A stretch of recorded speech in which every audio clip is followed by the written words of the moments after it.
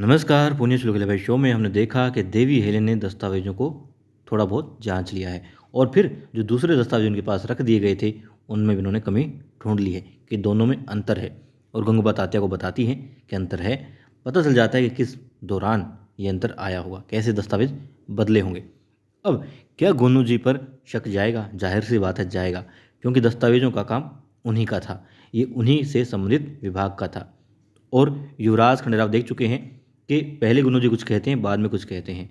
हर बार मतलब इन 4 माह में उन्होंने खूब ठगा है युवराज को, और युवराज ये बात तो जान गए हैं। बस इतना नहीं मानते कि हाँ गुरु जी उनको जानबूझकर ठग रहे हैं, जानबूझकर धोखा दे रहे हैं। उन्हें लगता है कि गलती से हो जाता है, गलत फहमी से हो जाता है, उनकी नीयत गलत नहीं है, ऐसा युवराज मानते हैं। मगर अब बारी आती है दस्तावेजों की, तो क्या लगता है अब ये दस्तावेजों की बारी आने से जाहिर सी बात है मल्हार राव सूबेदार जी तो देवी हेले पर विश्वास करेंगे ही करेंगे। क्यों? क्योंकि एक तो उन पर पूरा विश्वास है उनको कि वो कभी भी गणना में गलती नहीं करती। दूसरा, बिना सोचे समझे, बिना पक्के सबूत पे, बिना किसी आधार पर किसी पर भी वो सवालिया निशान नहीं लगाती हैं। इसलिए भी दूसरा, वो खुद समझ चुके हैं कि गुन्नू जी के मन में चोर है और वो गलत काम कर रहे हैं।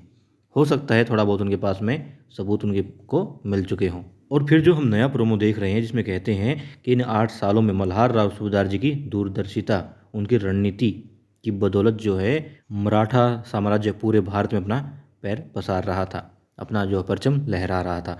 तो ये मुनासिब नहीं है यदि घर के अंदर गद्दार बैठा हो। तो इस बात से लग रहा है कि गुन्नू जी पकड़े जा चुके होंगे, उन्हें सज़ा हो चुकी होगी और उनका चैप्टर इस शो में अब क्लोज हो चुका होगा। और ये बात इस बात से भी पुख्ता होती है कि जैसे देवी अहिल्या इन 8 सालों में दरबार और प्रशासन के काम को पूरी तरह से छोड़ चुकी थी, उनसे दूरी बना चुकी थी। इस प्रोमो में ये बात हो रही है कि वो गृहस्थ जीवन में अपना कदम रख चुकी थी, एक माँ का फर्ज निभा रही थी और माँ की भूमिका में ही अपने आप को उन्होंने समर्पित कर दिया था। अब इस बात से भी लग रहा है कि गुन्नू जी यदि होते तो देवी अहिल्या को चाहते हुए ना चाहते हुए किसी भी मजबूरी के तहत दरबार के कामों में भाग लेना ही लेना पड़ता, क्योंकि गुन्नू जी हैं तो देवी अहिल्या को तो उन्हें रोकना ही होता।